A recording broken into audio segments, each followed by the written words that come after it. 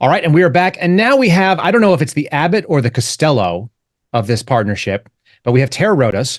I met both Aaron and Tara on the same day in December at AmFest in 2022. They were both sharing the stage with me. And so we had a brief interaction. We've talked much more. And if you guys are interested in the story, I highly encourage you to go check out the podcast I've done with them, several of them. One of them was called Double Trouble, which is a great name for both of them for the federal government. And then also we did a recent interview talking about this rulemaking that Aaron just alluded to.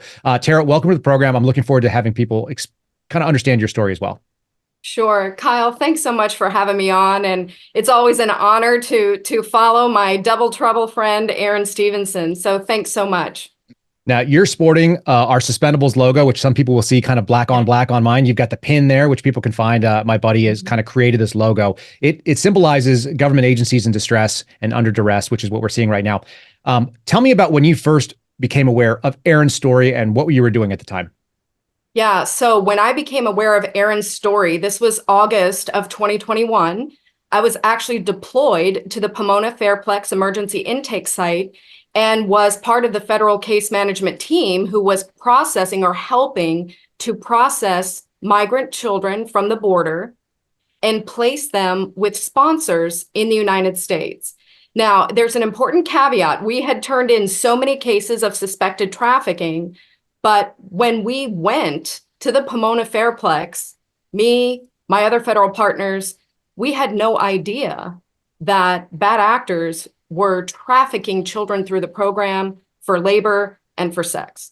We had no idea. So I thought I was going on the humanitarian mission of a lifetime, as a federal employee.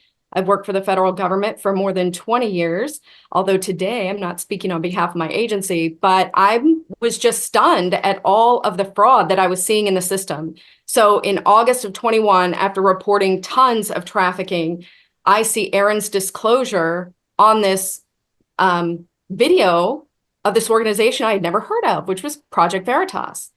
And Aaron, he's in the shadows, but he shows the paperwork that I knew was true. And he showed that an 18th Street gang and other members of transnational criminal organizations on the TOC watch list, transnational organized crime watch list, were getting the children. And my husband's from El Salvador. And I'll never forget that moment. Like, our entire federal government knows there's trafficking and knows there's been trafficking for a decade. But now our national security apparatus is aware that we're giving these kids to MS-13 and 18th Street gang and other terrible criminal actors. I honestly, if I had not seen it myself, I don't think anybody could convince me that the United States federal government has become the largest child trafficking operation on the planet. I couldn't believe it. So I'm sure there's people who are listening are like, that's a profound statement, by the way. Yeah, that's a very profound statement to say the U.S. government is the largest child trafficking organization. Yes, it is. And it's the most well-funded, multi-billion-dollar operation annually the United States government is pumping into this system through contractors and NGOs. So, for example, at the Pomona Fairplex where I was, the contractor was earning over $100 million a month. That was say that one more time. $100 million a month, the contractor. Yeah, that's a 1.2 billion a year. Yes. Now, these sites are open for 6 months, the emergency intake sites, because, they process 9,000 children in a 6-month period. So they earned a little over $700 million in 6 months. Not a bad gig. And that doesn't include the transportation side of it.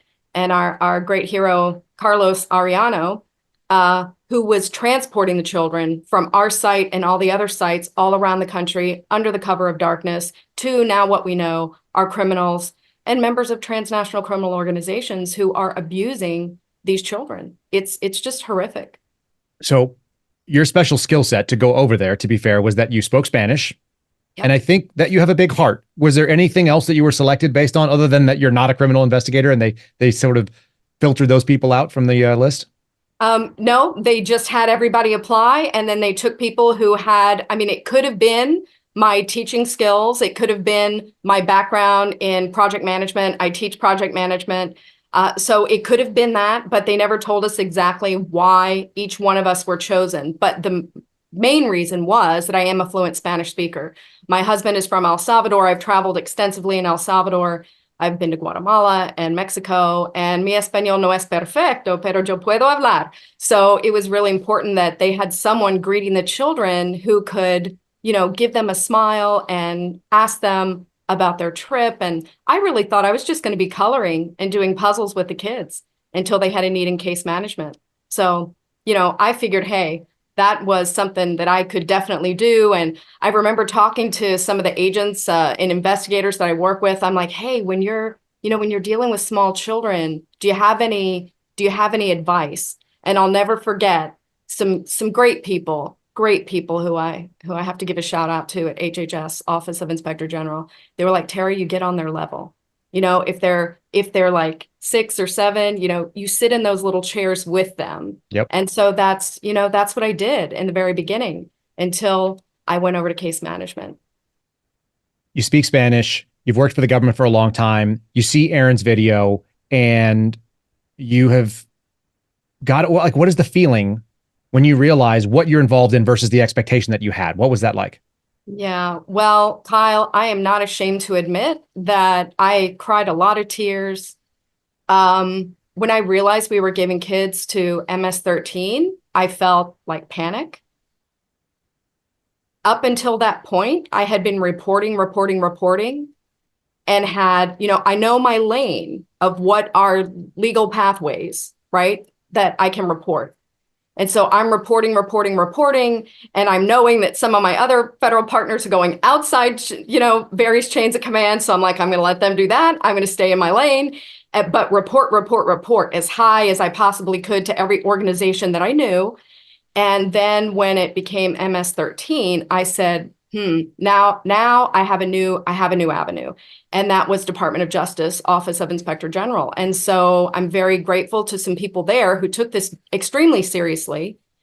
And it's very sad that HHS, the agency, Department of Health and Human Services, they did not want the American people to know that the United States government, with their tax dollars, was sending children to members of the transnational organized crime watch list. They didn't want that getting out.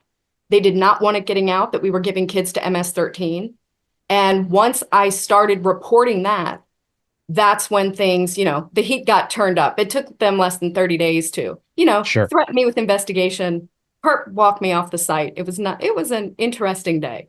And we're going to talk about what happens when they decide to push you that way in just a second. We're going to take a quick break and we'll come right back with Tara Rodas and discuss more.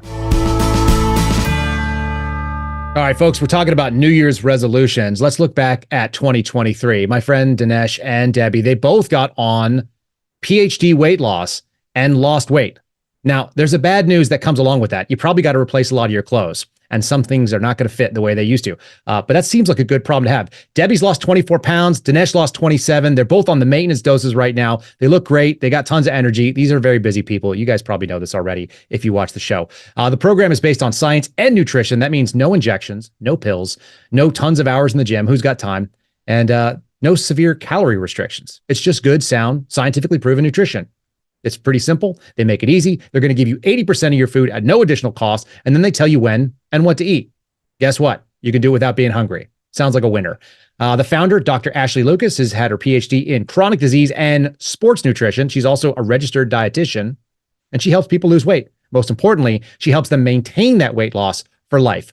Honestly, any diet that you can't follow and any program that you can't keep for life, it's just going to be a gimmick. This is the opposite. Go ahead, and if you're ready, take the steps that Debbie and Dinesh did. Call PhD Weight Loss and Nutrition at 864-644-1900. Again, 864-644-1900, or you can just find them online. Spell out myphdweightloss.com. Again, that's myphdweightloss.com. Give them a call or try online.